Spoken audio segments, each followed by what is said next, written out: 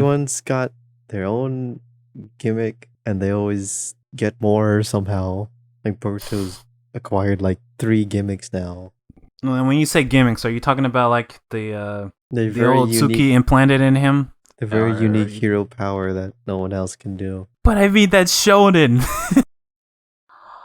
All right, well, welcome to the IMP, the Ichi podcast.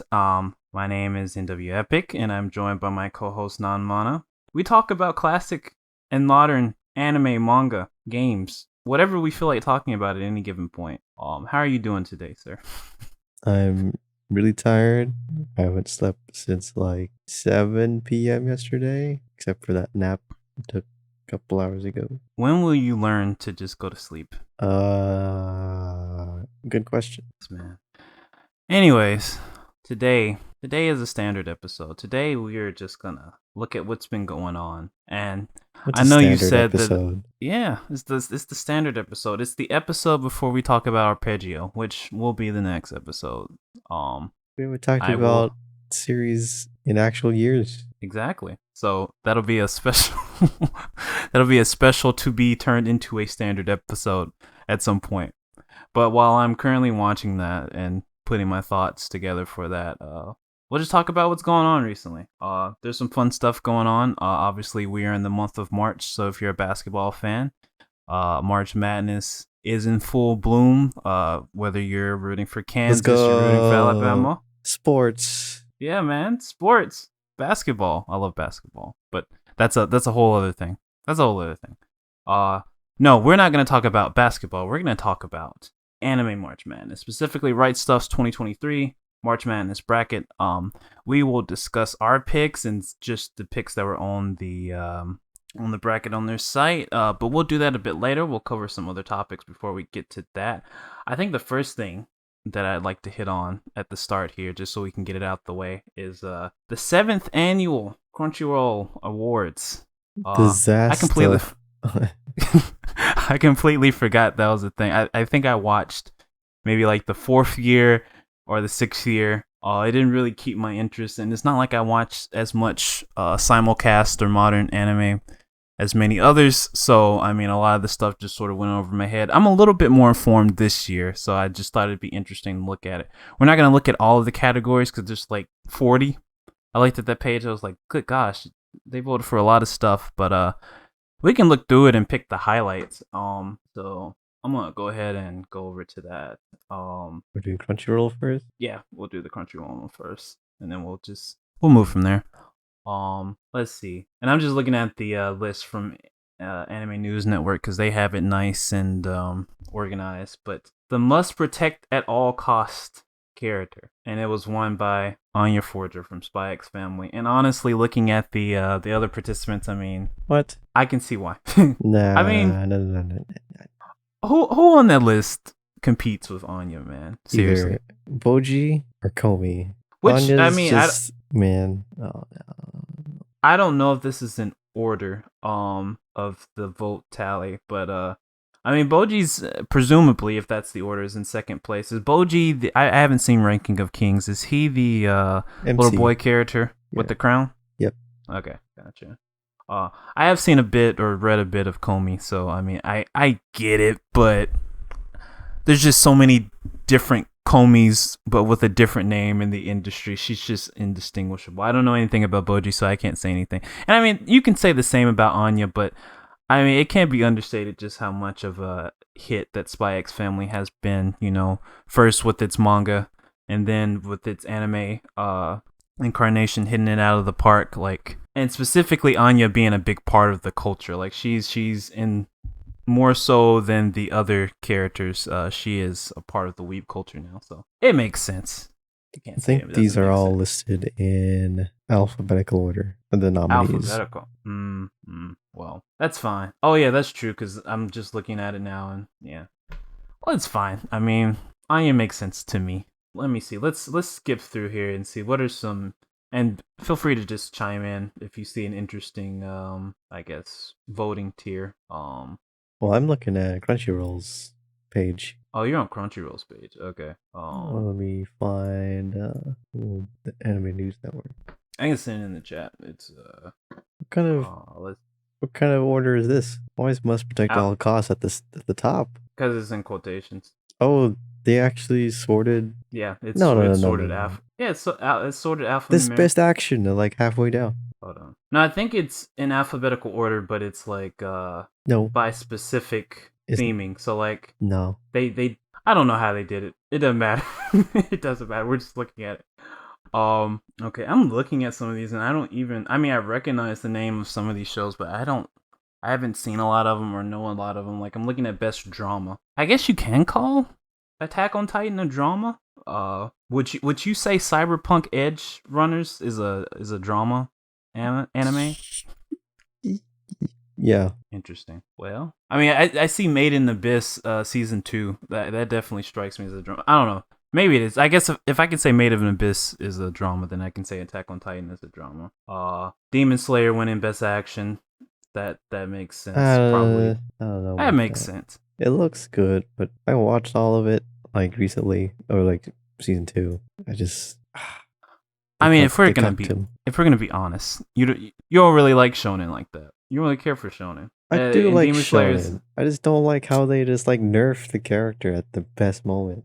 This is the Entertainment District. So I haven't watched it. I've read the entire thing, but Entertainment District. That's the Is that the one?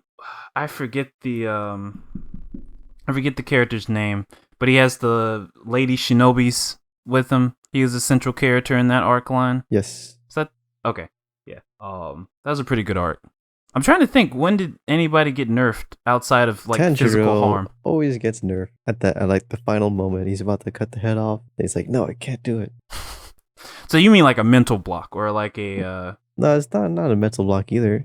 Like it's been a while. You know, he's like an inch away about to slice this dude's head off, and then he just like keels over in pain. Oh yes, I know what you're talking. I mean, Deku does that too. You know, same thing. But that's shonen, man. That's how you continue the suspense. That's the suspense aspect of it. Yes, it's predictable. Bro, that's dog. But that's the suspense. I mean, that's why you have the power fantasy style characters in other shows, right? Where they just, they just go ham and that's it. Like Misfit of Demon King lifting freaking castles and spinning it on his finger. See, that's just, fun. Get it done. But I mean, Tanjiro and all of the other Slayers. I mean, that's just shonen. But I mean, if you wouldn't pick Demon Slayer, who would you pick out of this list? For what? Action? Best action, yeah. Where's best? Okay. Spy Family and Licorice Recoil are pretty good. Even though I didn't finish Spy Family 2. I should, but I didn't finish Stone Ocean.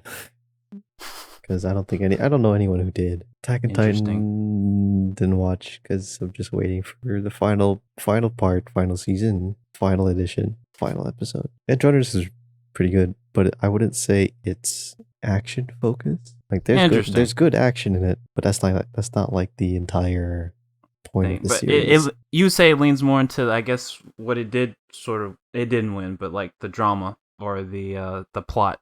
Essentially, I guess it's more of a Attack on Titan. It is an action drama, I guess. You did bring up a good point though that I want to touch back on before we continue through. You said you don't know a lot of people that finished Stone Ocean. Are people feeling lukewarm on that arc of JoJo's? I have not read that one. That's Jolene, right? That's Jotaro's daughter. I mean, the biggest issue is the release. Netflix just screwed it all up. There's no hype in the weekly episode since there was no weekly episodes. No discussion on the forums and everything. It just all released at once. Gotcha.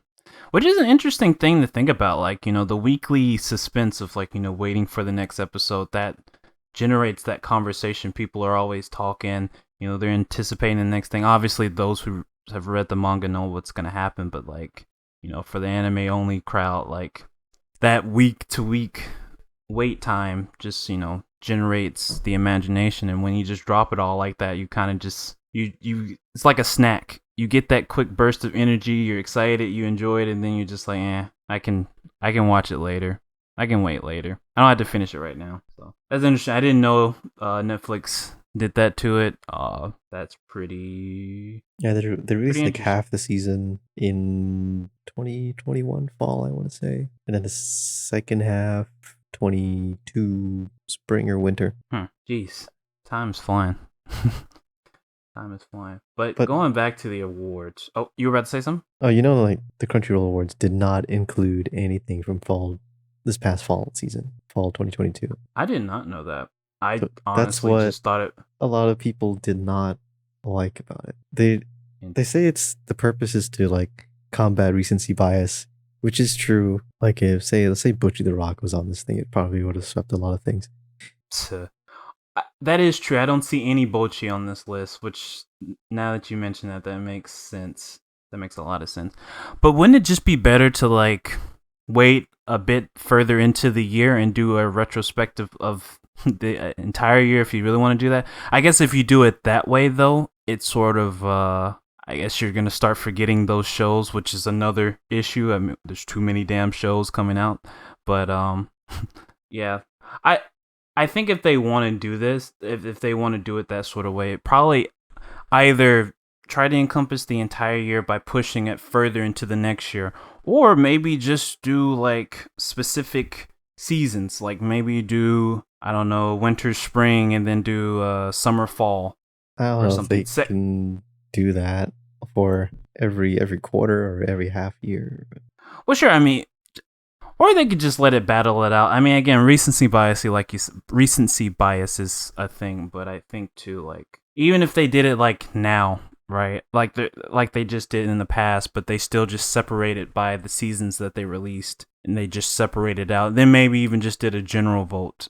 I think that would be, a lot more effective. I don't know. My personal opinion. I mean, you mentioning that best new series, Spy Family won, but like, maybe Bocchi would have won. Maybe something else that was new this previous season. I'm not sure what all was new this previous season. I'm looking at that list, and there's a good argument. Maybe Licorice Recoil could have won, but regardless, it did win Best Original Anime. I mean, this pretty cool. Not really any other original anime. Yeah. I was looking at the rest of these, and I have not heard of any of these other ones. So that's probably a shoe-in. Let me see. Is there any other interesting tier here? The Dominance of Kaguya-sama, winning Best Romance. I guess I need to get into that series because I've heard a lot of there's no other glowing praise romance for it. Though. So, I mean, it's kind of a free. I mean, free win. Call of the Night. I've heard a lot of good things about. Komi, obviously. Well, yeah, I get it. My Dress Up Darling. I mean, even one that you like, or at least one of your fluff reads, which is Shikimori's Not Just a Cutie, is on there as well. So I mean, there's some tough contenders on there. I mean, not when compared to Kaguya, then it's a wash. I guess that means I need to check it out. Well, but, luckily it did finish the manga like a month or two ago. Cool, because I'll probably read the manga because Aniplex can suck it. But moving on, let me see. All of these are really just the same thing. Is there anything interesting here? No. Besides the fact that Cyberpunk Edge Runners won Anime of the Year, which I think is pretty interesting given all of the other lineup of shows on this list. I can't say if it's deserving or not. You'd be more... I'd say it does. There's no other show like it. That's pretty cool. Pretty cool.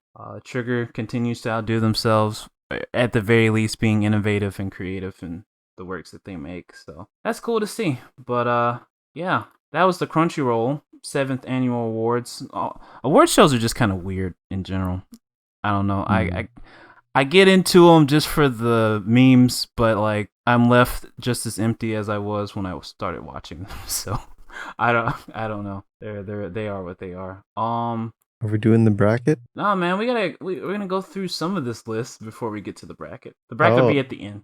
Okay, because that's the first thing on the list. Yeah. Well, that was the thing I needed you to do first. That's why I was at the top of the list. Well, it doesn't save my results anywhere, so. Well, that's why you save your result. I saved all of my results, sir. But we're just did not.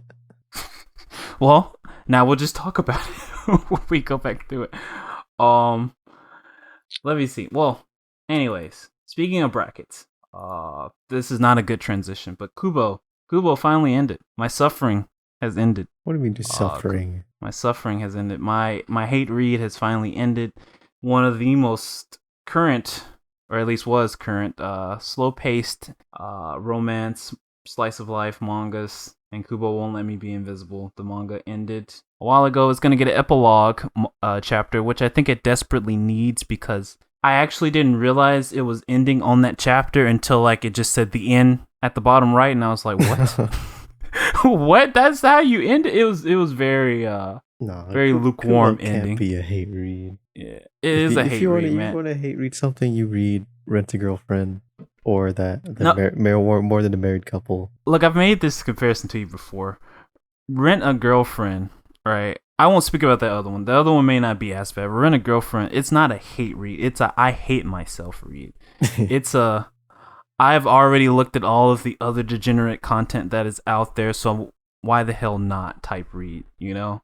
Like, Kubo is a hate read. It's not bad. I don't hate it because it's bad. I hate it because it's just so slow and not progressive. It is just, I forgot what the term is for these types of romance manga in Japan, but like just incrementally just minor things that don't lead to anything. And it still somewhat felt like it was actually getting to actually start things, and then it just ended. It just freaking ended. I was like, what is this? It's got that Heisei era energy. Yes. We're in the Reiwa era now. Oh my goodness. Reiwa gang. Is Reiwa full train ahead, I presume? Yep. I feel like a lot of it's still slow too, but I don't know because I haven't read it. So, but well, on that topic, we got the 100 Girlfriends Who Really, Really Love You. That's getting an anime adaptation. The 100. That's not on the list, so I need to find this. The 100 girls. 100 Girlfriends. 100 Girlfriends. What the hell? I think the manga, they're at girl number 23 now. Oh, I see this. Girl number 23. What is this? What is the stuff that we watch? Well, why? I've had it on my plan to read for a while. I guess I'll start reading before it airs. I'm gonna just read this summary really quickly. Aijo Rentaro tried and tried again, but after asking 100 girls out on a date, he was rejected every single time. Of course he's always rejected. They're always ugly bastards that are actually handsome dudes that are gonna secretly get women. Anyway, in desperation, he prays for guidance, only to be told by a god that his rejections were due to some cosmic error. Now the god is going to set things right by making sure that Aijo gets 100 dates. Except as things often do with gods, the date come with a catch. 100 girls are destined to be Aijo's soulmate, and unless he returns their feelings each and every time, they'll die in horrible accidents. Okay, I kind of like this premise. I kind of like the premise. It's stupid. It's very stupid. Sure enough, girls start confessing their love to Aijo left and right, but how is he supposed to choose? He doesn't want to kill anyone. That's well. So it's just Final Destination, the harem. Yeah. That's I like that. What else do you want? That's kind of hilarious. That's an interesting take on the harem genre. It's still fluffy nonsense, but you know what? I would give that a potential watch. Just for the hilarity. Damn. Thank you for bringing that one to my attention. Which reminds me of apparently this is a classic. I sent it to you earlier this week. It's the one where he dates the gosh, what do you call those thuggish women? What? Excuse that. What'd you call them? But thuggish women. Yes, I call them thuggish women. What do they call? I can't. Sukiban. Yes, the rough woman. I can't find it. I sent the video to you. I forgot what the name of the anime was. What are they called? You mean like delinquents? Yeah, I couldn't think of the word. So thuggish women. Oh my god. But no, Sukiban. That's the word I was looking for. I forgot. I know I sent it to you. I sent you the YouTube link, and you judged me for it. Apparently. Where is it? There it is. Rokudo's Bad Girls. Yes. That looked kind of interesting to me. Apparently, that's an adaptation really just of an like getting beat up, man. He doesn't get beat up though. That's the thing. Well, he gets beat up by dudes. That's no. Different. You like the content with the girls that could beat you up. Maybe I do. Okay, maybe I do. But you know what? This was mentioned in the last episode too. Maybe. Look, man, a woman with a little energy, right? One with spunk. It's a lot more interesting to watch than just your demure, cute, fluffy type of woman. Okay. You mean the manic pixie dream girl? Yes. Yes, those manic pixie dream girls that don't exist in real life.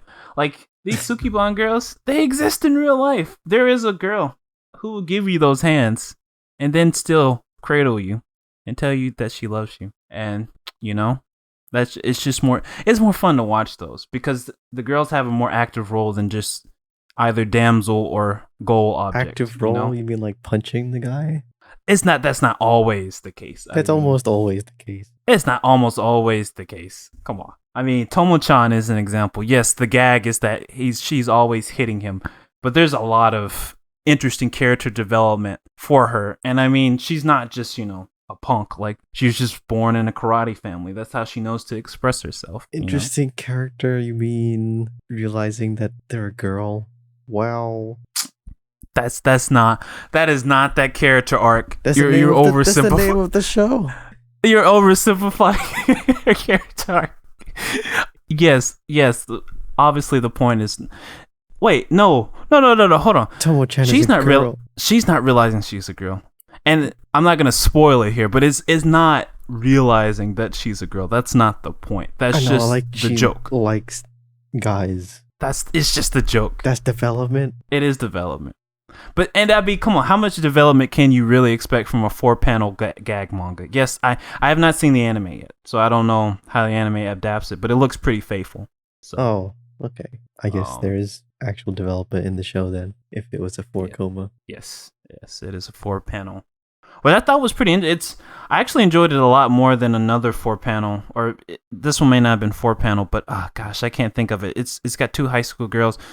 I cannot think of it. That's anime you're ever. You have to be more descriptive. Yeah, I'm going to have to be more descriptive here. Oh, gosh. I have a big omnibus for it. I cannot remember what the name of that series is, but it's pop. Oh, it's come to my head. Ani Manga Daio. I think, it's not Ani Manga. What is it? Azumanga. Azumanga Daio. Yes. I enjoyed it a lot more than that one. Tomo-chan's the top 10, but we're not talking about Tomo right now. Anyways, let's go back to this list so we can start crossing stuff out. What's something else interesting that is going on? Are we going straight Naruto. Down or what? Yeah, Naruto? Yeah, Naruto. Yes. The 4 new I'm actually kind of excited to see the new episodes. 4 new episodes, yeah. I mean, it'll be filler. Or maybe it won't be filler. Maybe it'll be I thought they were reanimating some episodes.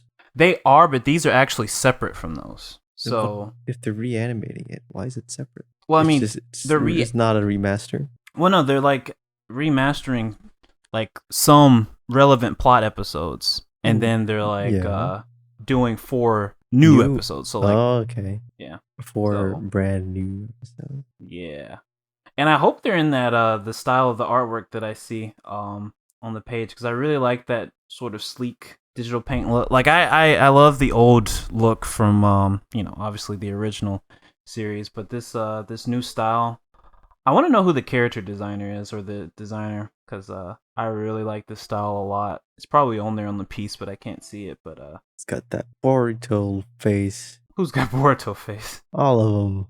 It looks good, man.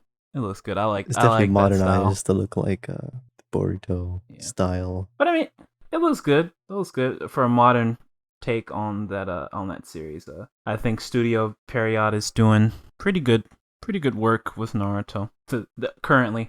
At least with Boruto, it seems like it's really picked up on Steam. Hopefully so after 293 episodes. Man, Boruto is the strongest character of all time. He's single-handedly killing the Naruto franchise. Okay, we were talking about this earlier when I put this on the list. So I know your issue with the manga was predominantly the art style, but like, have you actually read it? Like, do you know what the plot of the manga is, or is it just the art style that put you off? Well, if the show is the same plot as the manga, then man, what's with the ninja dinosaurs? But see, that's a side story. That's just a side story spinoff. That's not related to the core Boruto story. In fact, that's not even Boruto. That's Naruto. Horns and getting powers from all these things. I mean, I don't know if you've never read the manga. I don't know if you can even know where to make the distinction from what's actually real plot and what's all of the filler that Studio Period loves to fill up the Naruto series with.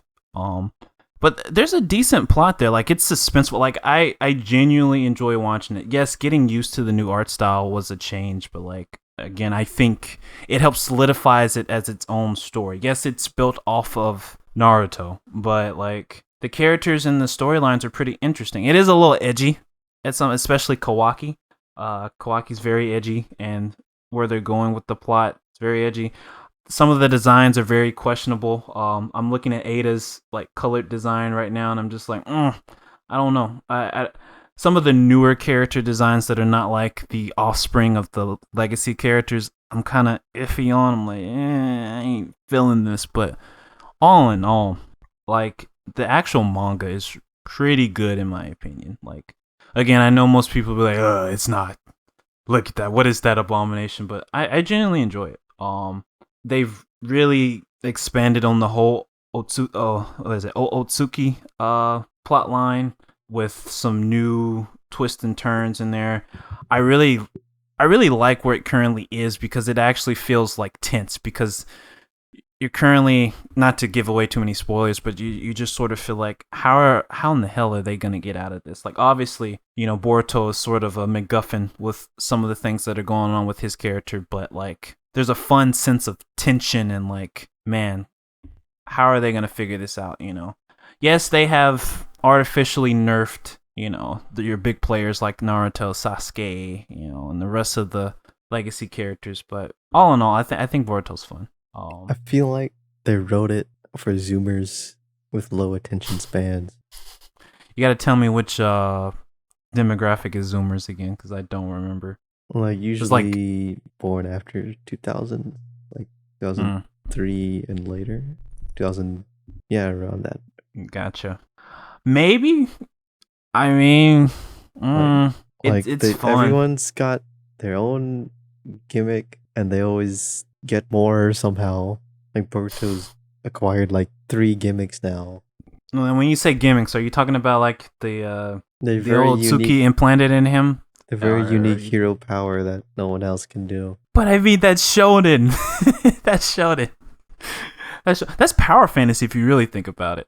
At the end of the day, that dips into the power fantasy. Like, you give the character, if he's not already overpowered enough, you give him even more to make him even stronger. They just made it up to give it to him. Like, sure, but even where the plot is now, like all these brand new powers came out of nowhere. Where were they in the original series? Well, see, that's the thing.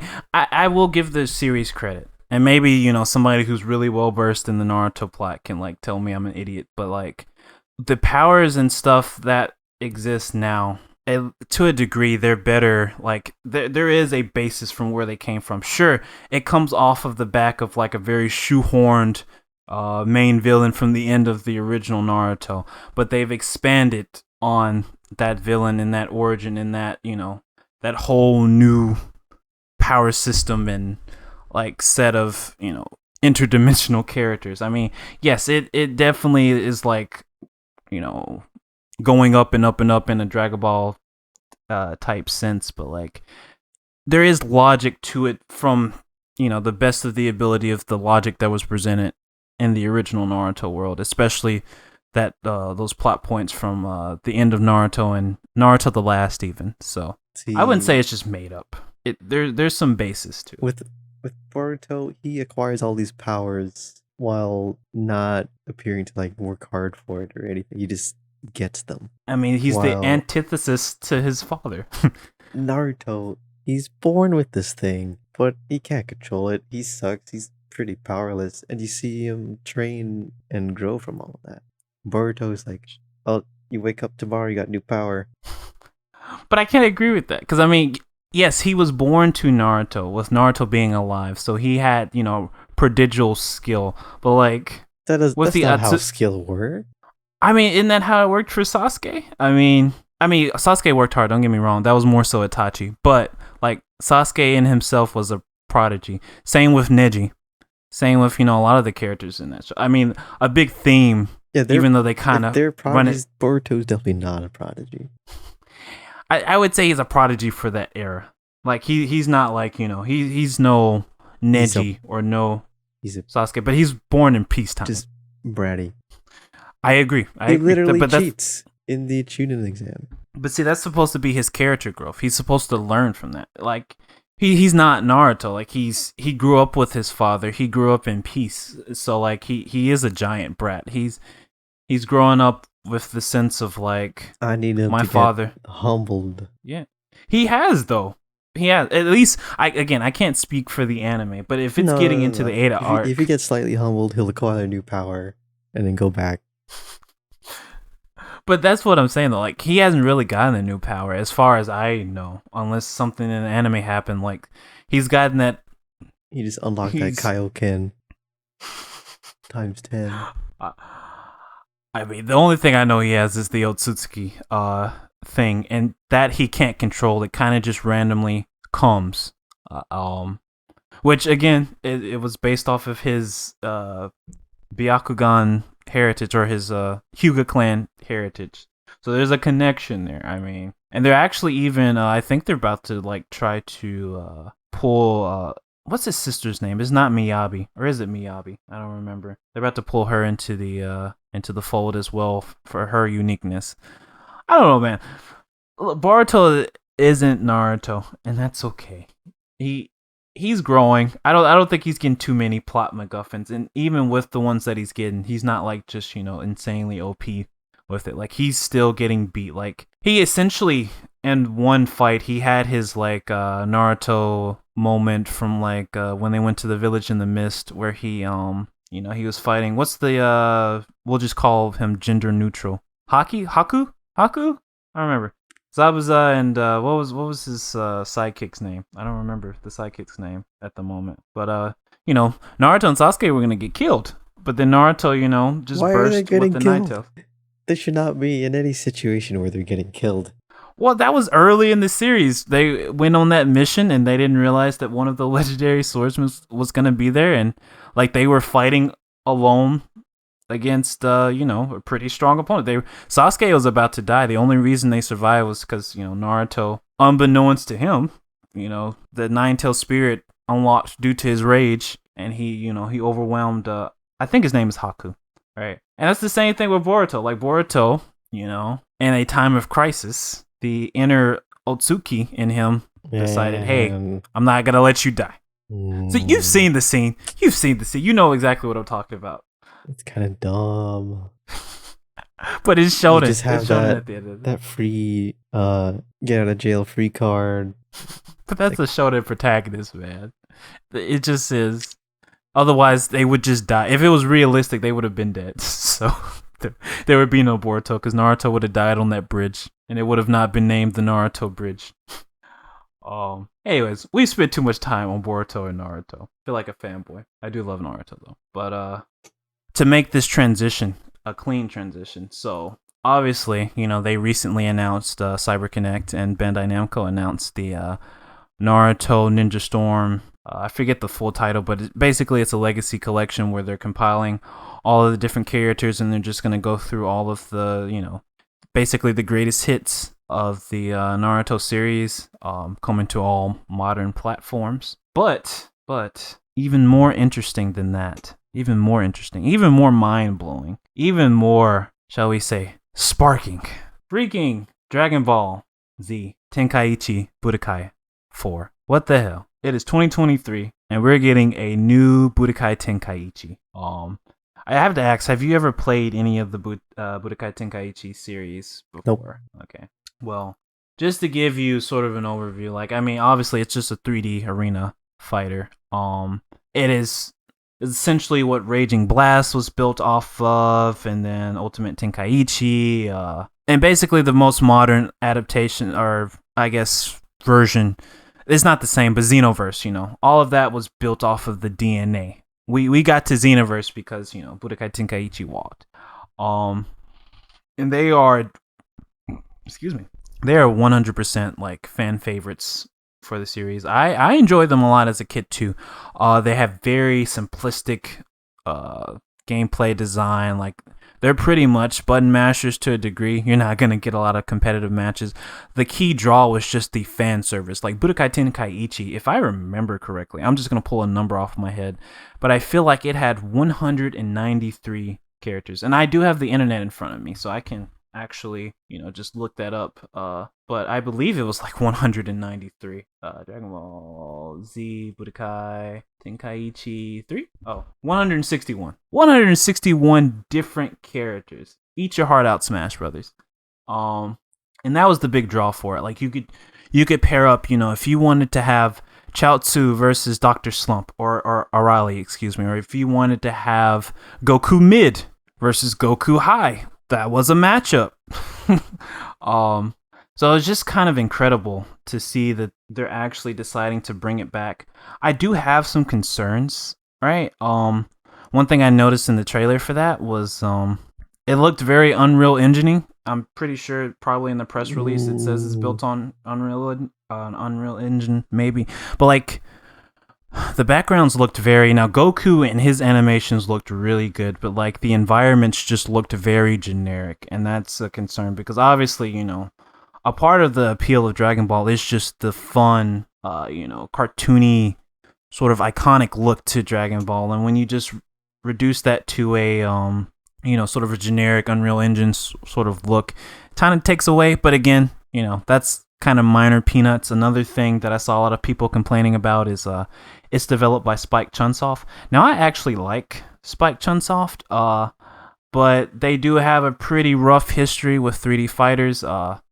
What's the crossover Jump series? I can't think of it right now. It's not Jump All Stars. It's what's the name? Jump Force? Yes, Jump Force. Jump Force obviously was not the greatest anime fighter. There were some competent design choices in that game, but there was just a lot of that game that could have just been so much better, from the presentation to the mechanics to online to a lot of different features. It was rough. So I can understand people's concerns. I don't know why people act like Spike Chunsoft does not put out excellent games though. Like, yes, their arena stuff is pretty rough, but they are not garbage developers. Why didn't people like Jump Force? Wait, that a serious question? Yeah. Jump Force was, so I can hit it from multiple angles. It's been a while, obviously, because it's old, but like, for one, the graphics are horrible, or the art direction. Excuse me, the art direction is horrible. The game is kind of buggy. As far as like some of the ways the interactions work, the clipping, the frame rate. So depending on what system you're on.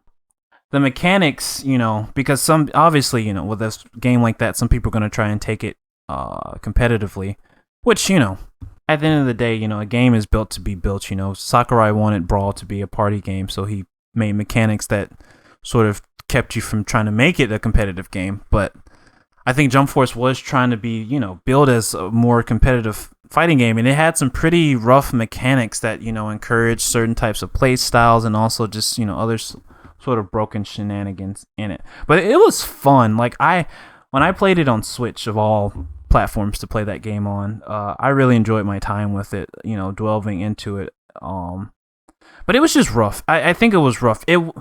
I think it's one of those things, like, you can enjoy it, but it's not what a Jump Anniversary game should be. The previous Jump Anniversary game, what was that game called? Jumps All Stars, I think. The one that was on PS4, PS3, Vita. Now, that one had the aesthetics. Now, the mechanics were arguably way worse than Jump Force, but, like, it didn't have the same.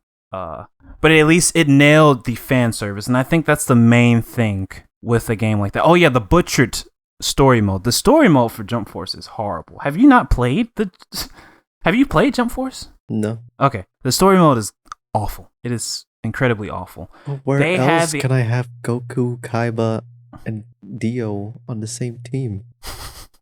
In another Jump Anniversary game. But that story mode, it had the making to be great, but it's plotting. It's not great. There's so many, like, just pain spots in that game. So I say all that to say, people are not trustworthy of Spike Chunsoft handling this, but I have faith in them. Would Cyber Connect or somebody else been a better choice? Maybe, but I think they'll do just fine. But my main concern actually with Budokai Tenkaichi is just the fact that nostalgia can, nostalgia is not always what we remember things. Nostalgia can be misguiding. That's what I'm trying to say. It can be very misguiding. In an age where we have Xenoverse and we have fighters and we have all of these anime games that have, pushed the boundaries of what a 3D anime fighter is, like obviously the Ninja Storm series, you have the Demon Slayer series that was a really good, competent 3D arena fighter. You have Kill la Kill F, which was also, I hate how that game sort of died because it was also an excellent 3D arena fighter.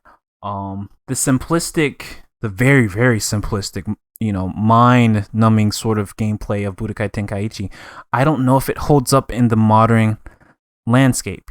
People might get a game that's like Budokai Tenkaichi 3, and they may not have the same feelings for that game because now we have newer, better games that have evolved, the 3D arena fighter. But we'll see. I'm excited to see what they do with it. I'll definitely check it out when it comes out and when they release more information. It already looks very beautiful outside of the somewhat generic backgrounds, but I'm sure they will expand on that as the game, gets closer and closer to launch. I will honestly say, though, that the Dragon Ball community has been eating really good when it comes to game releases lately. Disregarding the 500 different DLC for Xenoverse 2, obviously Fighters was a huge, huge hit for Bandai Namco and Arc System Works. The Breakers, while it didn't do that much, it was obviously a budget release, but it looks really fun to play. If you're into that sort of game style. There was another one that was just on the top. Oh, Dragon Ball Kakarot. And they're still developing new content for that. They're actually going to release the last Tenkaichi tournament in the original Dragon Ball series. I forget which number that is, but DLC for that when it's Goku when he first shows up older and he fights against Chi-Chi and Piccolo.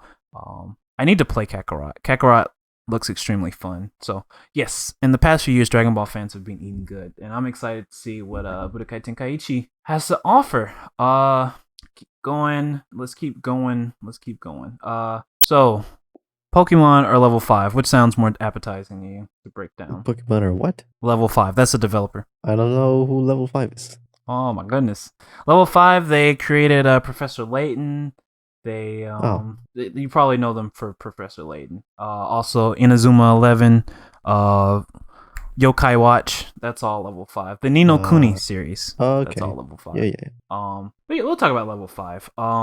So this is more obscure, but we just recently had a Nintendo Direct. And level 5, one of their games, or two of their games actually showed up in the Western one. Deca Police, and then a new Professor Layton. Ever since Professor Layton's last release, which was actually like I don't know if it was his daughter, I think it's his daughter, or like a female version of him. That's IP has been a little dormant, and Professor Layton fans have been a little sad, but they're bringing back a new Professor Layton. They showed a 3D render of him. It's gonna be it may be on all titles. I know it'll be on Switch. But that's super exciting to see. Professor Layton's very fun puzzle series. But the one that had me the most interested was Deca Police, and I'm gonna put that one in the chat for you so you can look at it. Deca Police looks really, really cool. New IP. Definitely has that level 5 signature art style. New IP. Designer. That's gonna be tough. It's always tough, but that's what I like about. That's what I like about it. Like, it's something new, it's something fresh. It looks pretty goofy. It looks, yes, and we like Goofy here. I'm still kind of confused on what. Yeah, go ahead. No, I'm still confused on what the genre is for this game. If I'll be honest, I'm gonna play the trailer really quickly. Go through it. It looks like a simulation game sort of story. Yeah, it's like visual novelty. Looks like it was made for an anime adaptation. And to be fair, a lot of level 5 stuff is kind of integrated with anime. They have they have a history with that.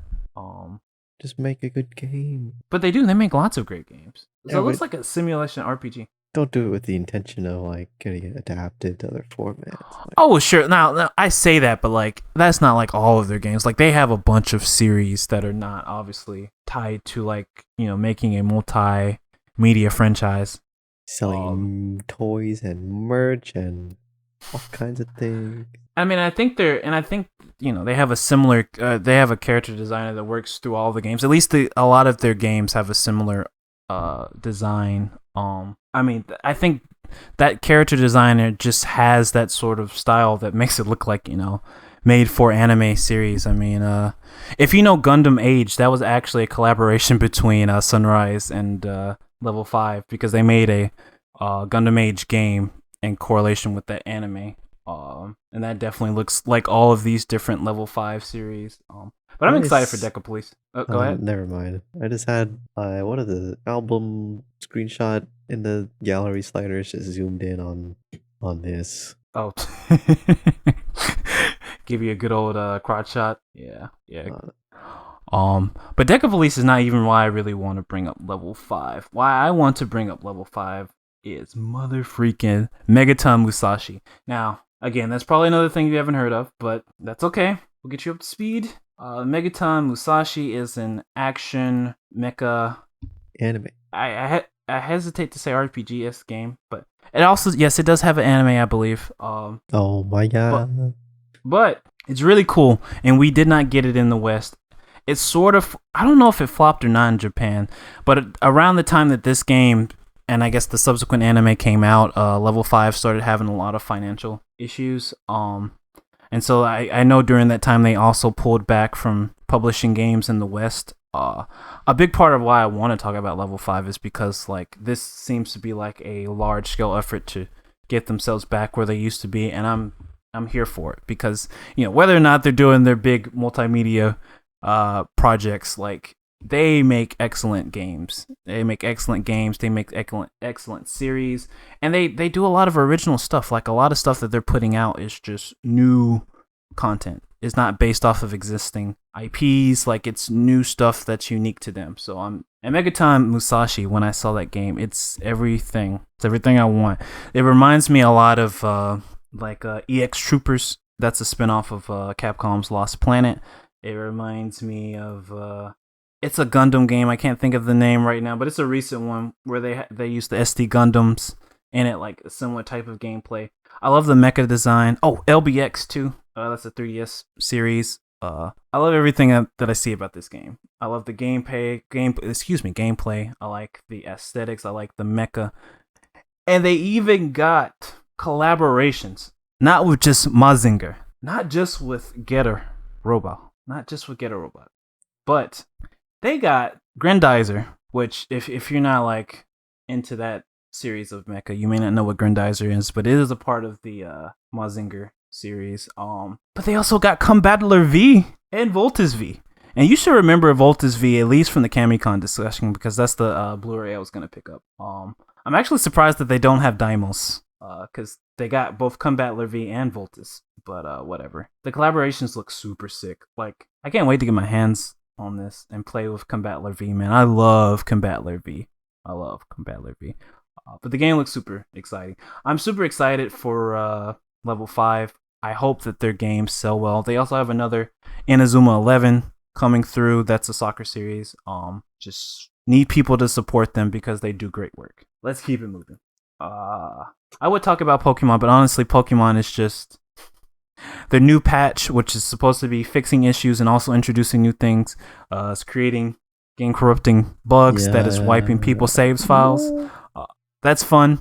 Sasiga Game Freak. Yeah. I don't know what's going on over at Game Freak. There's no really defending the sort of the mess that Scarlet and Violet is in. Probably one of the best Pokemon games to come out, but also one of the worst, which is very telling. They need to get it together over there at Game Freak. Disaster. They need to put more care into the biggest franchise, the biggest IP in the world. They need to put more care into their mainline games. Why? Nah. Like Breath of the Wild 2, because I can't think of the subtitle right now. Is soon to come out, and it's probably going to, change the landscape. Well, it's probably going to be more of the same. But like, why is it that Breath of the Wild original, which came out with the Switch, is just way nicer looking, way more polished, way more everything than, you know, your game that came out 5 years into they actually care. Like every other first party Nintendo title, even like the little small ones, like they all just have a level of quality and consistency that is synonymous with the Nintendo name. And yes, the Pokemon Company and Game Freak are not Nintendo, but they essentially are. It is a Nintendo IP at the end of the day, and it just does not make sense why Game Freak and the Pokemon Company International are lagging behind so much. That's all I have to say about that. They really just need to get that together. It should have been done. The DLC looks cool, but like with the state that the base game is in, I can't really justify spending $30 for some DLC that may break the game and break my save. It's pitiful. Get it together. This is the last news before we get to the bracket. But the Mario movie. It looks, you know, when I heard it was the company is Imagination. It's Imagination, right? I believe so. Yeah. When I heard they were doing it, I was a little like, it's just gonna be like Despicable Me or the Minions, just something cheap, something good. You know, it'll be all right. It'll be fun for the kids, but nothing that I really want to sink my teeth into. I'm still gonna watch it though. Let's go watch it. I mean, yeah, we should. But that's the thing. Like, I'm actually excited about it. I don't know if you watched the latest trailer, but like, they've really, like it. At least from the trailers. Now, the marketing team may just be in their bag, but like, the trailer looks really good. It looks so good. I'm kind of really excited. When's it come out? The Mario movie. That is a good question. I believe it's April. April 5th. April 5th. Yeah. It's actually opening in the US early. It's crazy compared to the rest of the world. Yeah, we're definitely gonna have to catch it because April 28th in Japan. And it just looks good. Like the animation looks good. The characters, reimaginations for this movie look really good. I even like the voice acting to a degree. Like, actually, I like the voice acting besides Mario. True. I still think Chris Pratt. I was about to say that. I think Chris Pratt as Mario is probably still the dumbest decision that I've ever seen. And I don't care for, you know, when companies think like, oh, we hired this celebrity to do a voice. That's going to make you... No, I don't care that you hired all of these celebrities.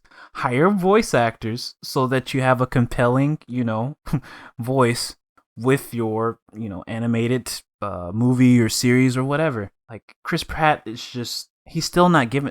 You know, I wanted to give him a chance, but like every trailer that I hear, he just does not sound right. Like Jack Black as Bowser, he's killing it. He's nailing it. You know, I don't know if we heard Keenan. We did. As the Toad, but we did. I don't remember. But it's okay. I'm sure he sounded fine. Yeah, like he tried to like make the voice, but Chris Pratt doesn't. He doesn't at all. And people defending him, like as when that Mario Kart segment came out in that trailer like months back, and you know he did the wahoo, you know, and it was just the most soulless like wahoo, like I'm just Chris Pratt and I showed up in the booth type voice, like I would really prefer if they had gotten somebody else. I'm not saying that you needed to get Charles Martinet to voice Mario. Dude. They did him dirty. Oh, they really did do him dirty. I don't understand why. Make him do that voice line just for that. Even if they just got him to do it for that, that would have been acceptable. But I'm just saying, I think companies need to realize nobody cares that you hire a bunch of voice actors to do voices. Nobody's gonna just necessarily recognize them. Because if they do recognize them, then that means they're not doing a good job because they're not acting as a character. They're just speaking, you know? Just get voice actors. I mean, there are some actors like that. Like that's why they hired them. Like The Rock. He doesn't play a character. He plays himself. Ryan Reynolds. He doesn't play a character. He plays himself. Sure. But like but I mean sure, but some actors, you know, Harrison can Ford make it work. Plays himself. Some actors can make it work. I mean, like Mark Hamill, for instance. He can either act in real life or he can be a voice. The best voice of the Joker that will ever be. Yeah, he's an actor. Like He can he's just all around. turn himself into a different person. Yeah. Chris Pratt, Ryan Reynolds, I don't believe, is one of those people. No, he's not. He's not at all. And that's not to hate on him. He's a horrible pick for that role. But either way, April 5th. I mean, I'm probably not gonna watch it on launch. I'll probably wait. I like to go in the theaters empty, so I'll probably give it a few days. I don't know about days. It's going to be like weeks. Yeah, probably give it a week or so, and then I'll go watch it. But I'm excited. The team at Imagination have done a fantastic job, it looks like, and obviously with Miyamoto breathing down their neck, and I imagine a lot of the Nintendo folks being like, yeah, fix this, or this got to be that way. It's going to be a great movie. And I'm not hard to please. I like the original Super Mario Brothers movie. So there's that. Crackhead Goomba. Or was that Yoshi? No, it was a Koopa. Man, I need to watch that movie again. Maybe Sunday we could do stream. A group watch. Oh, that's what you said every time. I know. But you know what? Leading up to the Mario movie, we need to watch the Super Mario Brothers movie. Of course, I have it, so I will. Of course, for us. Yeah. All right. With that, I think that's really that's pretty much all I should talk about. Oh yeah, the games and stuff. Yes. There's a lot of cool stuff coming out. I don't know if anything on this list that I put. Oh, you did put some stuff on here. Which of course I kind of brought it up. Which was pretty Pog. Zelda, of course. Yeah. Poggin. Fatal Frame. Looks interesting. Well, I told you why. But for the girls. Yeah. Fatal Frame, Mask of the Lunar Eclipse. I hope they don't censor it like they did the other game. Yeah. Well, I mean, they might. They probably did. I don't know. I haven't really looked into that. But the thing with Mask of the Lunar Eclipse is it's the one Fatal Frame title that we didn't get in the West. It's the only one. So like, it's kind of like we finally got it. I'm just glad Fatal Frame 5 sold well enough on new platforms when they brought it back. There was 5 of them? Yeah. The one that released before this one, I forget the subtitle, but that was Fatal Frame 5. It technically came out on the Wii U, but we all know what happened with the Wii U. I was actually gonna get it on Wii U. It's probably because Wii U is probably like the best platform to put it on. Exactly, right? But obviously the Wii U didn't sell that well. And they didn't have a physical release for it in the West. They had a European and Japanese physical release. But they didn't have a US physical release.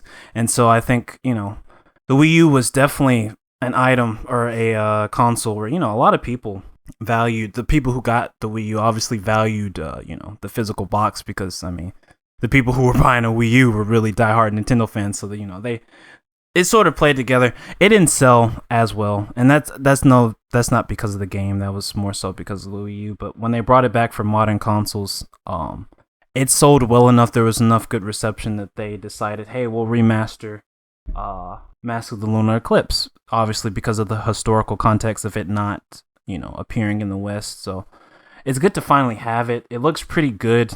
I haven't played 5 yet. I do own it, but I did play the first one. They're fun games. They have an atmosphere to them, definitely. You may be taken out of that atmosphere by the somewhat arcadey, actual gameplay of like taking the pictures of the ghosts, but like it's fun. It's a fun time.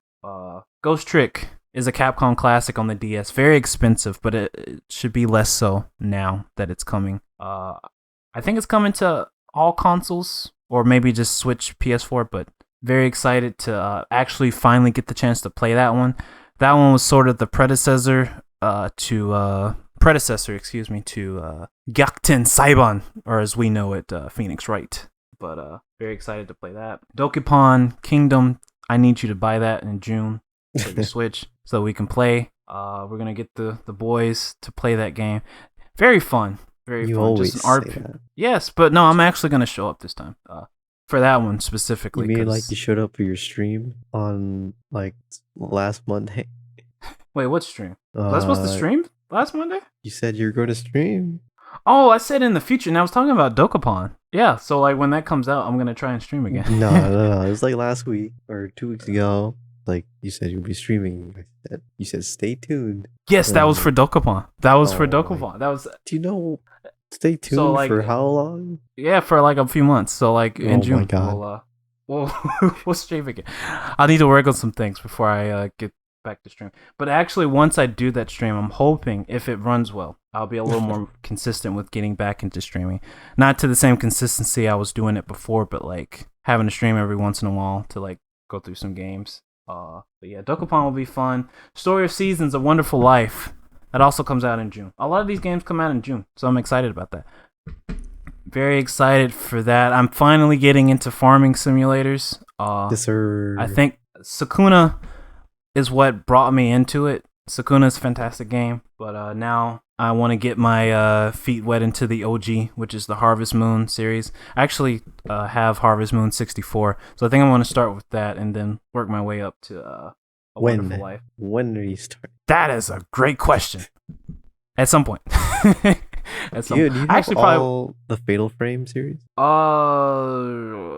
So I potentially do. I forget because I have Fatal Frame. I know I have 1 and probably 3 on my PS3. I did pick up Mask of the Lunar Eclipse, so that I'll have that, and then I have 5. I mean, I have 2, but I think I have all of them. I think. Oh, and I also have the one on 3DS. I forget what the 3DS one is called. It's like Spirit Camera or something. Yeah.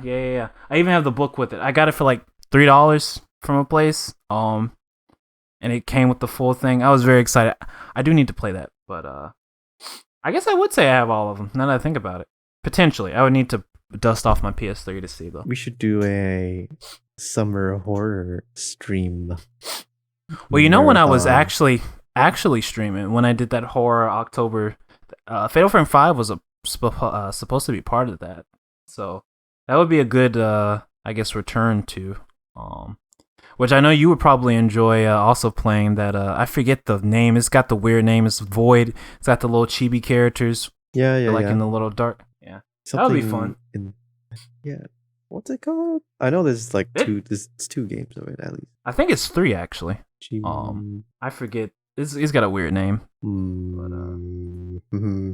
But yeah. Katamari reroll.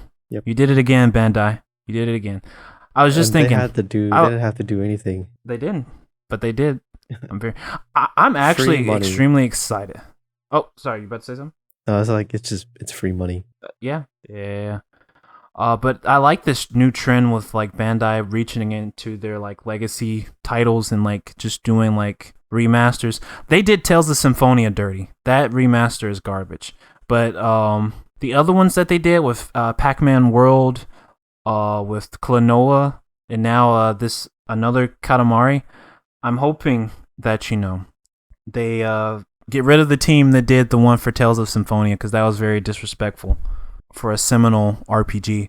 But they bring back some more of their classic stuff. I would love to see some more older series get the touch up.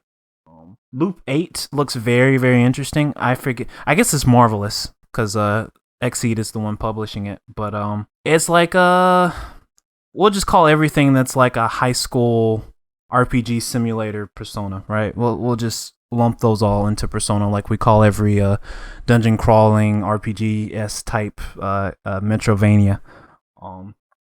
I like the design of Loop 8. I like what the gameplay loop looks like, so I'm excited to try that one out in June. DNF Duel obviously has been out for a while, but it comes out on Switch in April. The Switch is my main machine at this point, so I'm excited to finally get the chance to play some Dungeon Fighter. Dungeon Fighter Duel. That looks pretty interesting. And the Etrian Odyssey Origins Collection. Very exciting. I'm very excited to see how they implemented that gameplay style for the Switch, because obviously the main draw for the Etrian Odyssey series was the fact that it was a dungeon crawler where you draw the map on the bottom screen.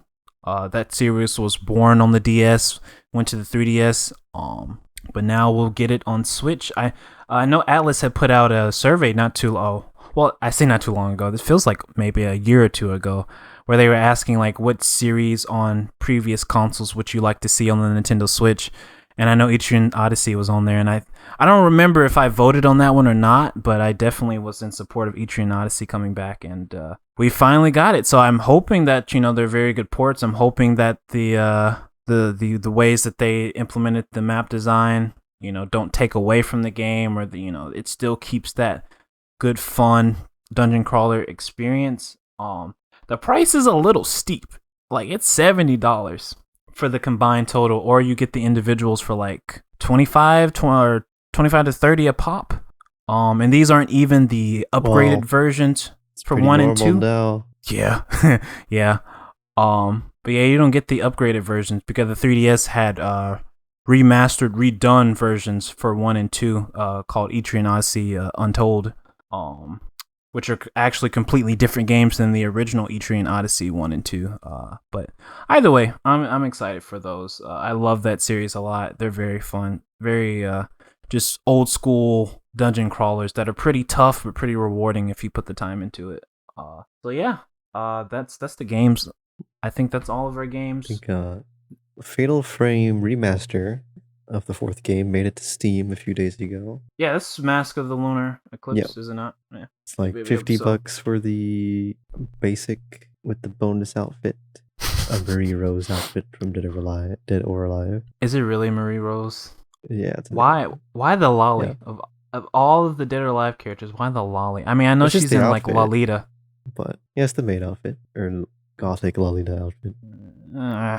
But the Digital Deluxe Edition, $70, and it's got a whole lot of outfits. Like that's a lot of outfits. It's a lot of dress up Barbie you're gonna get to play. I mean, that's the appeal. If you're not there for the gameplay and the story and the the atmosphere, you're there for the attractive characters. I mean, let's be honest. Like that's the draw of the series is the attractive protagonist characters, like both men and women. How long does it take to like beat these games?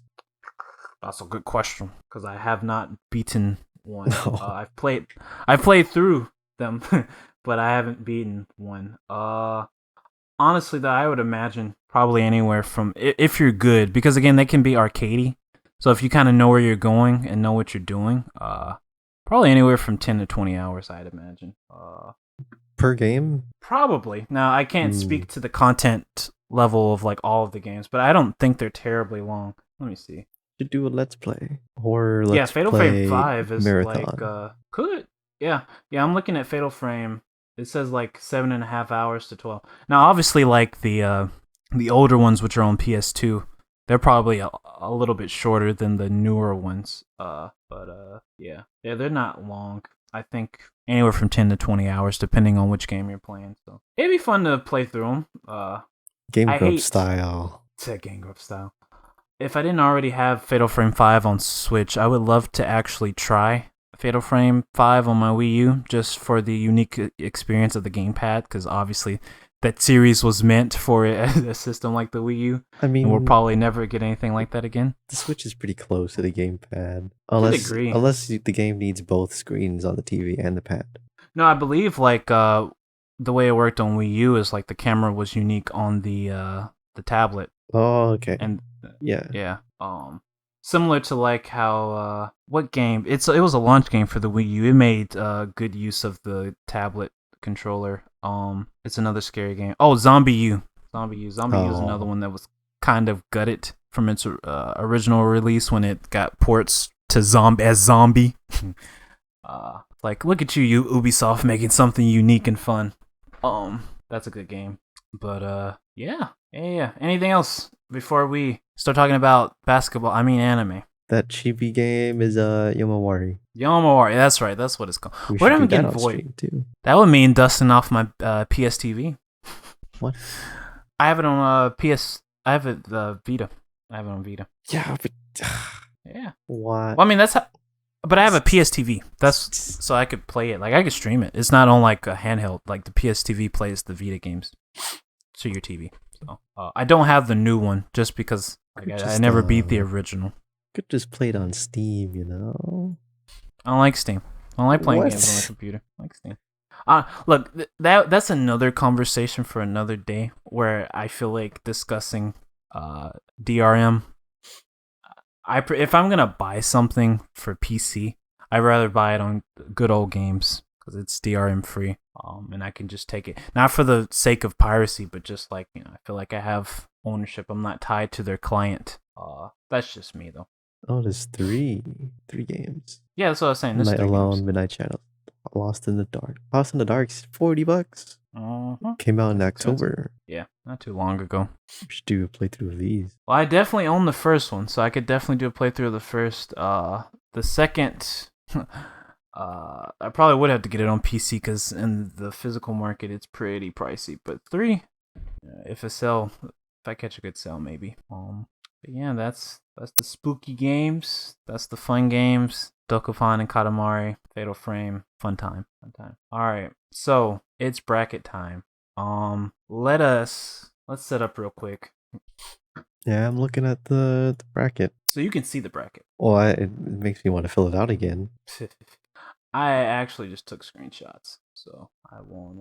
I didn't understand the voting criteria. Like, do I vote based on general popularity or the people that would browse RIghtstuf? Is it based on that? Oh, so you're talking about your bracket, not your My bracket. actual vote.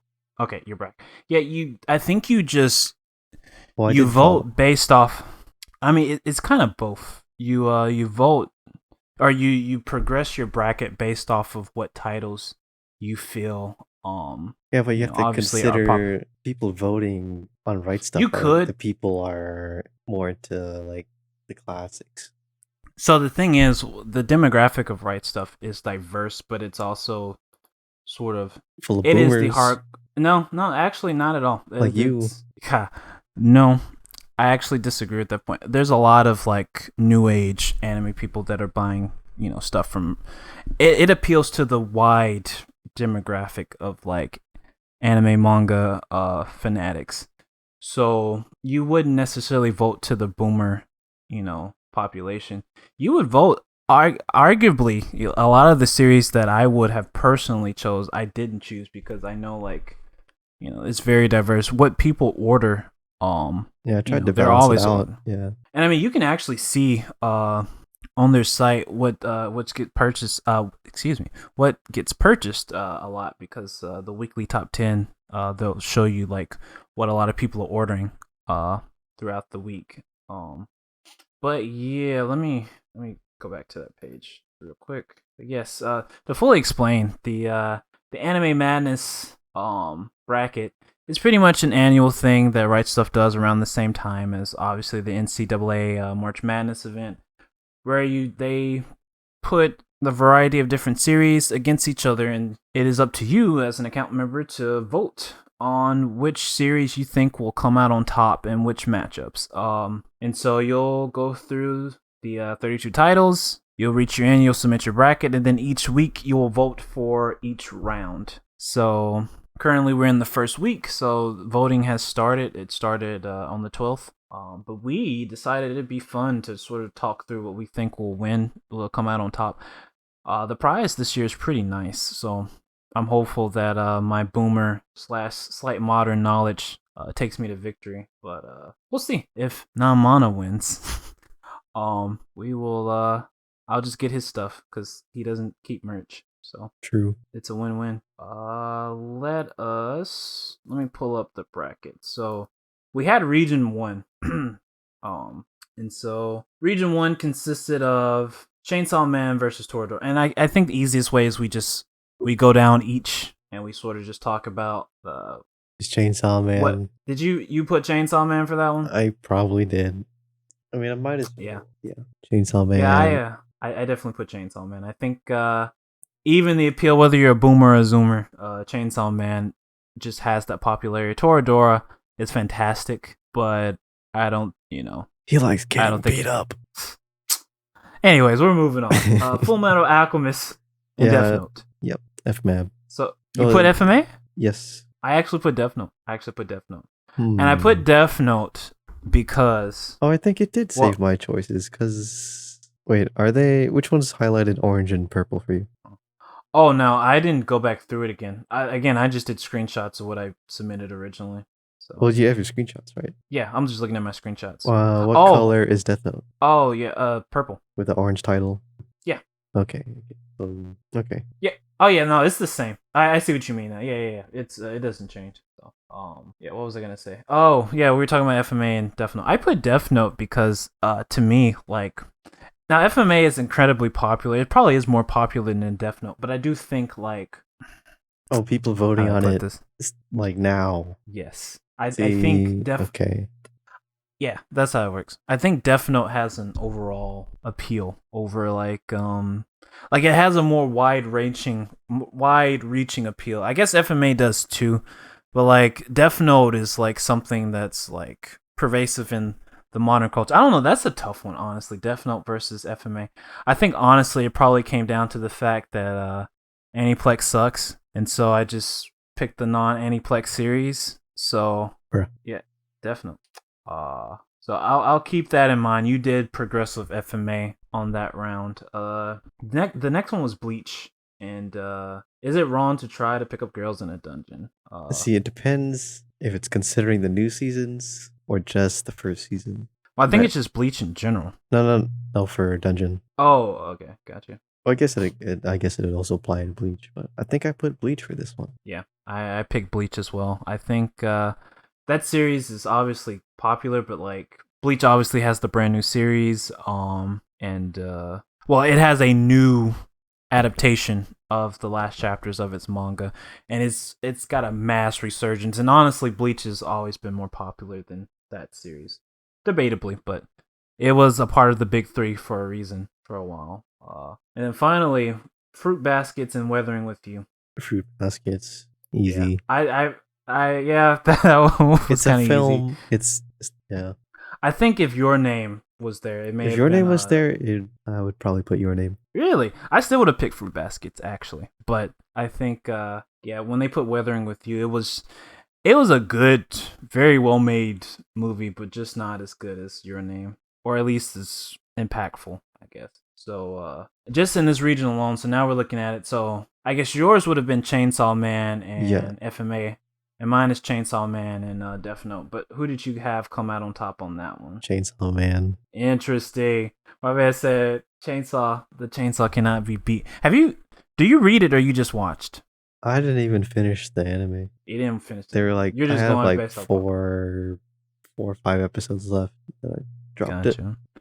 I've been enjoying the new chapters. I actively look forward to it. I've been seeing the memes of that girl that keeps fumbling. Yes, she is very fun. The characters in the I guess the new arc are really fun. I won't spoil anything because spoiling sucks. Yeah, but Fujimoto knows what he's doing with his stories and characters. But I actually, since I had Death Note, I put Death Note again. I actually put Death Note over Chainsaw Man.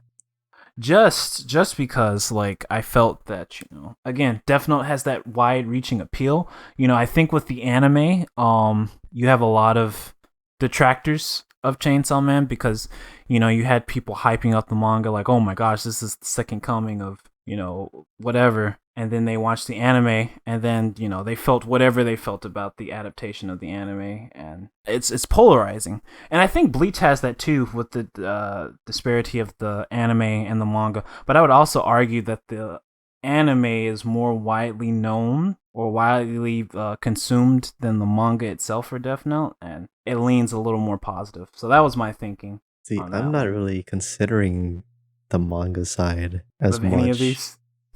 Yeah, I mean, and that's the thing, like, especially, I know you brought up, considering the demographic that's voting, like, a lot of people, like, when I look at RIghtstuf's Reddit page, like, a lot of people read manga. Like, you'd be surprised, like, manga is a huge industry here, even though you would think it's primarily anime. Like, manga is a huge industry. You're always seeing people with their manga hauls, and, like, I think it's always growing. Like, more and more people are getting into it. The light novel genre is growing more, or not genre, but light novels in themselves are becoming more popular. You can't underestimate those, or you can't not think of them. So, but yeah. Anyways, moving down here. So we had Bleach and Fruit Basket. Bleach. Really? Yep. Interesting. I said Fruit Basket. What? I said Fruit Basket. Yeah. I don't know about that. Shonen's always winning popularity contest. Sure, but obviously I've seen some of these years past, and again, like what people are reading and what people are watching, especially the demographic for Right Stuff and even the general populace. Like, I guess if you really think about it, it is based off of Right Stuff's demographic, and you don't even necessarily need to know Right Stuff's demographic. You just have to think it's a type of person who would actually spend money on anime merchandise, right? And that's not going to be a lot of your Zoomers per se. That's going to be like, people who really enjoy the various types of genre and content. So you're not going to have just, people who are absolutely like shonen is the best everything. And that was my thought process, Well, Fruit Baskets is very, very popular. Yeah, it is. So, well, compared to Bleach. And it's not, sure, but I think for the person who's actually buying stuff, right? Like, Fruit Baskets would be more of the choice. So that's why I picked Fruit Baskets, actually. I think Bleach is popular, but obviously the ill will that it sort of got towards the tail end of its run, even with the recent resurgence, I don't know if it, recovers from that easily. So that's why I put Fruit Basket. But so yours looks completely different from mine's now. So yeah, yours put Chainsaw would be Man going on to the next one. Oh man, this man said Chainsaw Man. Beating He said, out "Let's go Bleach. Fujimoto." He said, "Let's go Fujimoto." I can see that. That's not a bad choice by any means. I actually had Fruit Baskets going to the next round after Death Note. So there's that. So that was my region one. So yours was Chainsaw Man. Mine was Fruit Basket. We can look at the next region. The one thing I hate about the page is that they have their little thing in there, their little great offers thing, so it cuts off my screenshot. But region 2, so starting at the top, we have Demon Slayer versus Blue Lock. Easy. And Demon Slayer was so easy. 2 shonen series. Blue Lock is just getting its feet wet. Demon Slayer, easy peasy. Actually, let me pull up my screenshot with my... Yeah, there we go. All right. The next one we had was Cowboy Bebop and Tokyo Revengers. Cowboy Bebop. So I don't know. I feel like there's a lot of hype around Tokyo Revengers, but I also saw a lot of people like complaining about Tokyo Revengers. It's mid as hell. That's what I've been hearing. That's what I've heard. But then people seem to really like they seemed really invested in it. Obviously Cowboy Bebop is one of those legacy titles, which I watched an interesting sort of breakdown on the history of Cowboy Bebop and sort of explained some of the mechanisms behind why it's so popular, in no small part to Cartoon Network and Adult Swim. But obviously nobody would ever call Cowboy Bebop mid, but people are calling Tokyo Revengers mid, so that one was kind of easy for me too.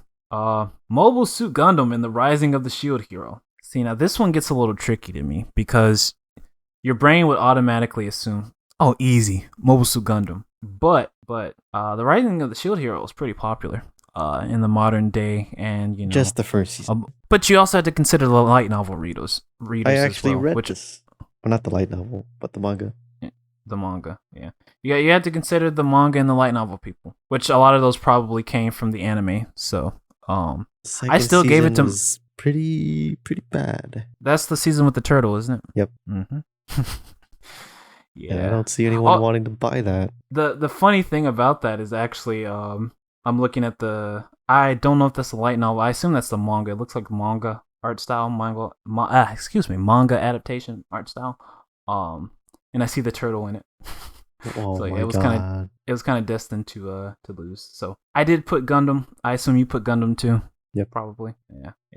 And the thing with Gundam, especially on Right Stuf's site, is like obviously Nozomi / Right Stuf has a contract with Sunrise to release Gundam here in the United States, at least like the physical production rights. So like if you're on Right Stuf, like you've bought a Gunpla, you've bought a Blu-ray, you've bought the manga. Hell, you might have even bought the novelization. So yeah. Spy Family and Ascendance of a Bookworm. And while Ascendance of a Bookworm looks like a good series, another easy one. This one was actually pretty easy. Yeah. This Spy Family. Easy Spy Family. Easy peasy. We probably voted the same on this next one, so really no analysis needed. Demon Slayer. Yep. And Spy Family. Yep. Now, this is the tricky one, right? Demon Slayer or Spy Family. Now, if you're a connoisseur of anime and manga, you probably think Spy Family. But if you look at it from the perspective of like, the average individual, you think Demon Slayer. But you have to think of it as the connoisseur of anime and manga because obviously you're buying stuff. So the easy answer here was Spy Family. I assume you put Spy Family here as well. I put Demon Slayer. Interesting. But you were going with that mentality of shonen. You can't go wrong with shonen. So I do understand that. But I think Spy Family actually wins this one easy out of all of these series. If I had to vote, I would pick Spy Family. But filling out the bracket, you put Demon Slayer. Yes. Demon Slayer is a safe choice. So I think either one of those is a safe choice to make it out of this bracket, but I think Spy Family would actually progress out of here instead of Demon Slayer, in my opinion. Yeah, that was the easy one. Now, this next one might be a little harder. Maybe. This one was kind of weird to me. It was kind of a mishmash of stuff. Region 3. So we have Jujutsu Kaisen and Grandmaster of Demonic Cultivation. JJK. Yeah, nothing to discuss there. Neon Genesis Evangelion and Vinland Saga. I actually put Vinland Saga over Eva. I put Eva. Eva's a safe choice. Vinland Saga is a spicy choice. I think Vinland Saga is one of those lesser known series, so it probably was the wrong choice to put that over Eva, but I don't know. I just felt like people would vote for Vinland Saga. They'd show up. So I put Vinland Saga. One Piece and Lupin. I love Lupin to death, but it was never beaten One Piece. It was never beaten One Piece.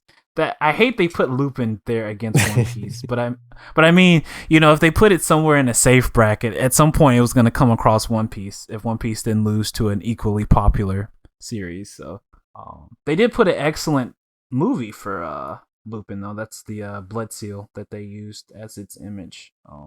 Why is his hands hairy? Who, Lupin's? Yeah. Because he's a grown man. Like the whole He's got hair on his hands. Yeah, he got hair on his hands and hair on his chest. He's a grown man. He's a grown man. Sure he's not, okay. I mean, the original author's name is Monkey Punch. So, I mean, hairy hands, a monkey punch. There you go. Fate Stay and Urusei Yatsura. Now, easy. It hurt me. This one hurt me because I was like, oh, come on, what? Yeah, I put Fate Stay. I was like, there's just too many. Like, Urusei Yatsura is an old school boomer classic, but it's only just recently getting the new, or I guess a remastered anime. It's more for the boomer crowd. Fate Stay has just got so much stuff in a wide range of genres and adaptations and whatever. So, Jujutsu Kaisen versus, you put Eva and I put Vinland Saga. I assume you put JJK. I put Eva. Interesting. Obviously Jujutsu Kaisen versus Vinland Saga. I thought, okay, sure, Vinland Saga makes it there, but it's not beating JJK, so I put JJK. See, I was thinking people buying this, like, do I really want copies of JJK or Vinland Saga? Not really. But who doesn't want a copy of Eva? That is true. That is very true. Have you ever seen the manga? It looks really good.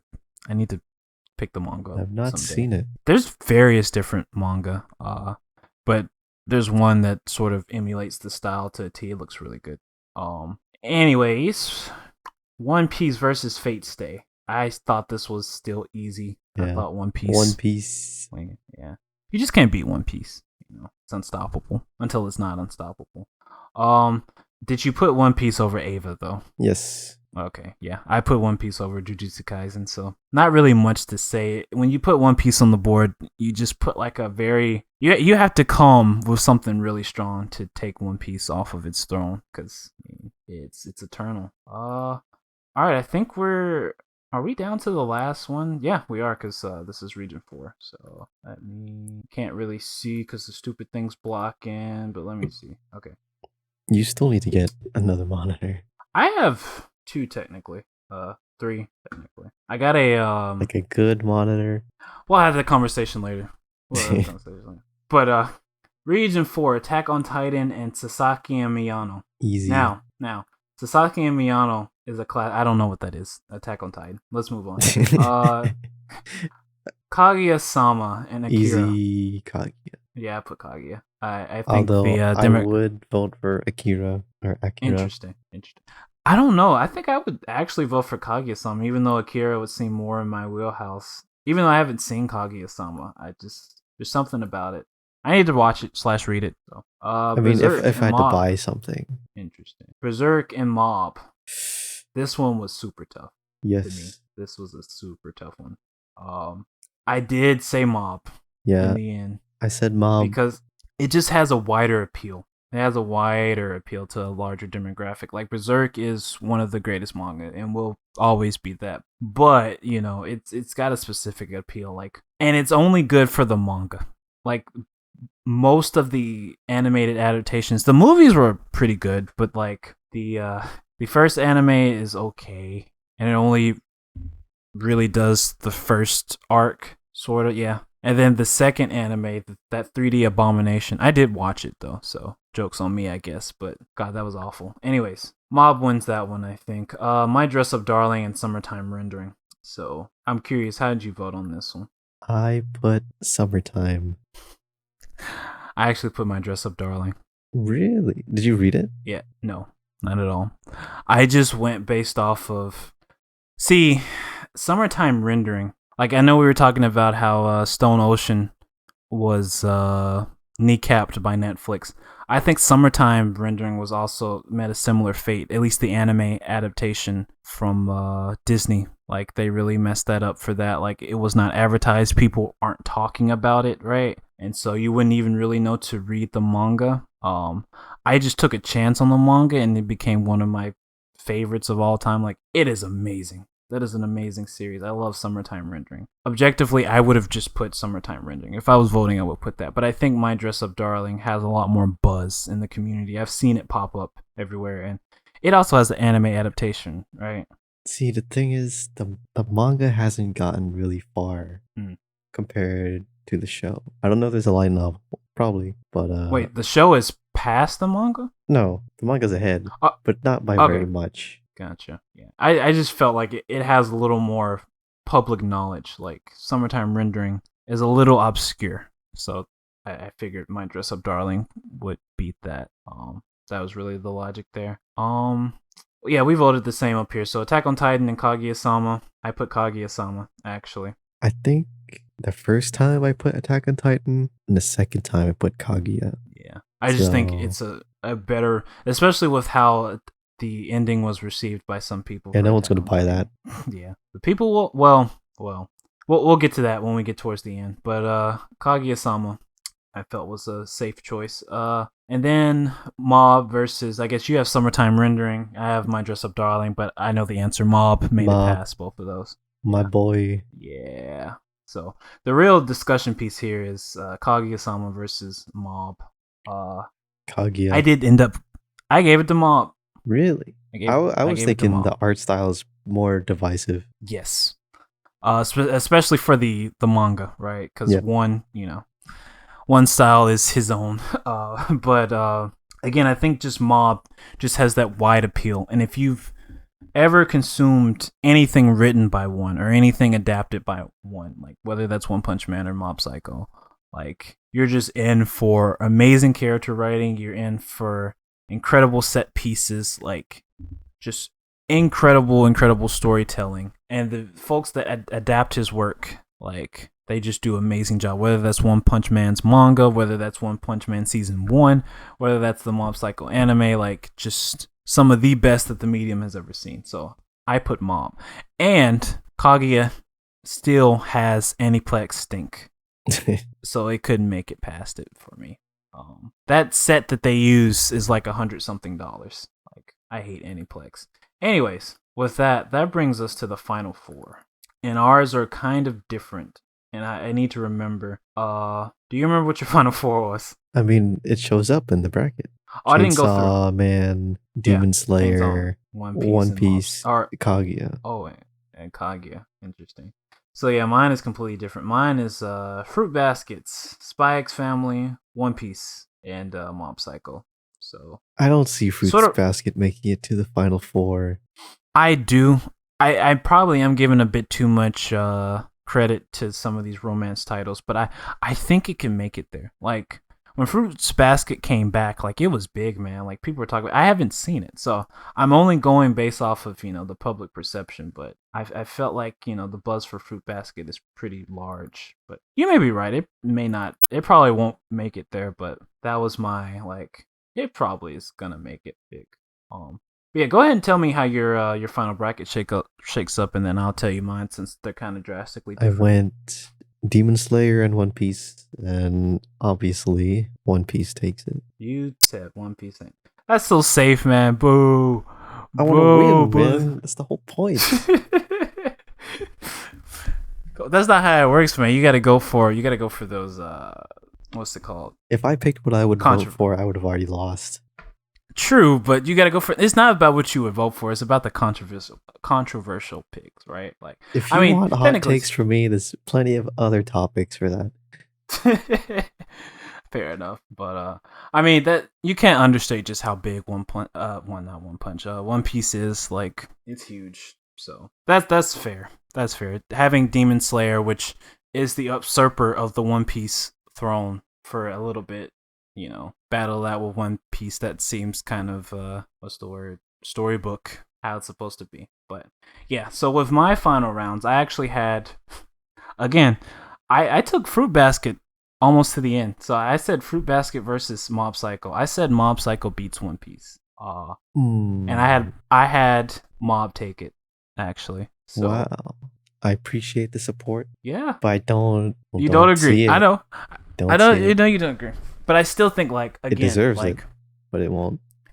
Again, you got to think about that demographic, though. Like, these are people who are very well, into the medium like we are, and so they would have to really appreciate good writing for Mob to make it to the end. And I think they would. I think especially with a lot of, like, community support, a lot of people, recently talking about Mob now that it's finished. Like, people are really, really digging into that series now, I feel. And so I read a lot of people not liking it. Really? Not liking it past season 1 or maybe season 2. Well, they're idiots. Season 3 was pretty. Well, you didn't watch season 3. I won't say anything about season 3. I need to watch season 3. I really do, because I want to just. I'm still itching to finish. Like, season 1 and 2 were just awesome. How could you not like season 2? It was like the perfect continuation of what the first season built. Like, how can you sit up there and praise Rent a Girlfriend, but then say you don't like season 2 of Mob Psycho? Like, what? Y'all are crazy out here in the anime manga community. Anyways, I think Mob Psycho can take it. I think better of the RIghtstuf community. I think they know they have good taste, And to be fair, all of these series that they put on this list are, great, fantastic series. But I think if somebody had to come out on top, I think Mob comes out on top, right? Like, personally. See, you voted with trusting that voters have taste. I didn't. I know they don't. You know what? Yours might pay off, but I do think that the RIghtstuf demographic doesn't lean as shonen, which technically Mob Psycho 100 everyone is shonen. Leans shonen. You can't sure, the but shonen. Sure, but like, there's a reason. One reason I also put a lot of the romance titles higher than you probably did too is because they sell. They really do sell. That's a target demographic, shonen. Yeah, shoujo is also a target demographic. Which actually, this is a surprising lack of shoujo on this list. Would you say Fruit Baskets is shoujo? Little good question, right? For both, it's both. Yeah. Either way, but it's pretty fun. I'll be curious to keep up with it. I need to actually place my vote so that I can make sure my bracket wins. That voting's already closed, I think. Closed yesterday. It still lets me submit, but I think you can still vote. You don't have to necessarily have voted the first day to where do I even vote? You would just go to I'll send you the link. Vote. Oh, I see. Yeah. I have to put my name and email. Yeah. Don't they already have this? Oh, it logged me out for some reason. Yeah. It won't log me in. Cool. You can vote later, but yeah, I don't know. I always enjoy these. They're pretty fun, and talking through them, it's pretty cool too. Honestly, I think they did a pretty decent job of picking the series. Although I think some of the matchups were a little one-sided. Like, they could have did a little better with how they paired some of these up. Like, why would you pair up Demon Slayer with Blue Lock? Like, put it up against One Piece in round 1 so we can make this more interesting, you know? Like, why do you have Ascendance of a Bookworm versus Spy X Family? There was no chance for that. Put it up against like Vinland Saga. Then there's more of a, you know, discussion piece there. Like, some of these are actually hard, like Berserk versus Mob Psycho. That's a hard one to pick, but the rest of them, to a degree, they have a clear-cut sort of winner. But other than that, that's pretty fun. I guess, I don't know, by the time we decide to do the arpeggio podcast, the bracket will be over. So I guess we can... Wait, what? I mean, it's just for March, so I mean, it's gonna take me a little bit before I finish watching arpeggio. Probably record that in April. Wow. Potentially. This is supposed to be a monthly... Is it monthly? It's supposed to be monthly, but I mean, if you think about it, we kind of did it in like 2 weeks because I just posted one. And I mean, it's the 13th of March. Wasn't that the Comic-Con episode? Yeah. Yeah, that's like a bonus. Yeah, and this is the next regular. So, I mean, we're looking like at April. Like, it's the 13th of March. So, okay. I mean, spending time, you know, work's been busy. The website is really coming around, and I've been like addicted to it. Like, I've actually got the database up and running post queries and gets and all that fun stuff. All that fun stuff with APIs and data access objects and all that stuff. My head hurts, man. It's so frustrating, but it's fun, and the site will be better for it. So we'll I don't know if I told you, like, I was originally like planning a like March release, but then I was like, in a way I'm releasing this in March, but at the rate that I'm going, who knows, it might be up by March. We'll see. But yeah, that kind of concludes this podcast, unless there's something else that you want to talk about. I got nothing. Well, yeah, that was pretty fun. And we should, you know, I think it'd be good for us to just, you know, pick small things to talk about every now and then, sort of, you know, just to see what's going on. I know you say nothing's going on, but there's always stuff going on. I do want to do a quick mention of Takahiro Kimura.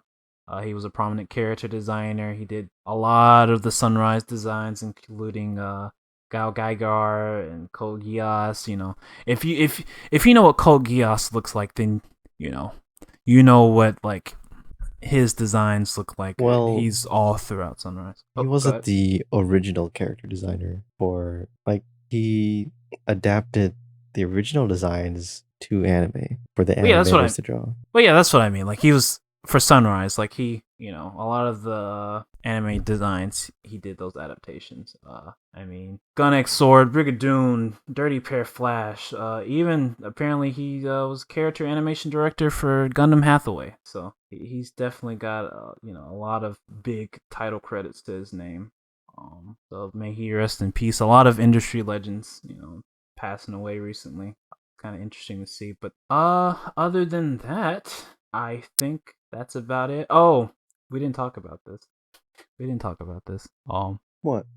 Let's end this. Let's end this podcast here. Ichi governor vows crackdown on lewd selfies by Ghibli party. Oh my god! I saw this on not on this one, but on the New Type website, New Type USA. Aichi Governor Hideki Omura expressed firm disapproval of the trend. It is extremely regrettable, he said, likening the lewd photos to the destruction of property. Ghibli Park is a place for adults and children to have fun while experiencing Ghibli films. I don't want people who do things that many find offensive to come to the park. And I'm curious what inappropriate. Okay, it says visitors to Ghibli Park fondled female characters' breasts and took photos under their skirts. Weird champ.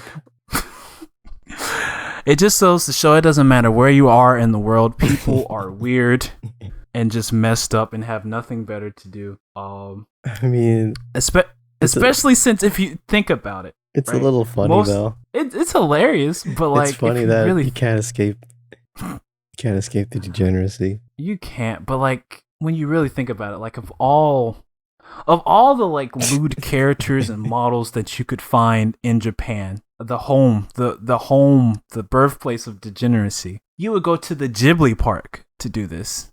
And most Ghibli female protagonists are young girls.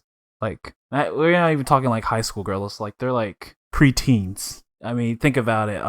Gosh, just most of the series, yeah, they're pretty much just all like preteen girls. I need what's his name? What's the guy prominent for Ghibli? I can't think of his name. Miyazaki? Yes, Miyazaki. I don't know why I couldn't think of his name.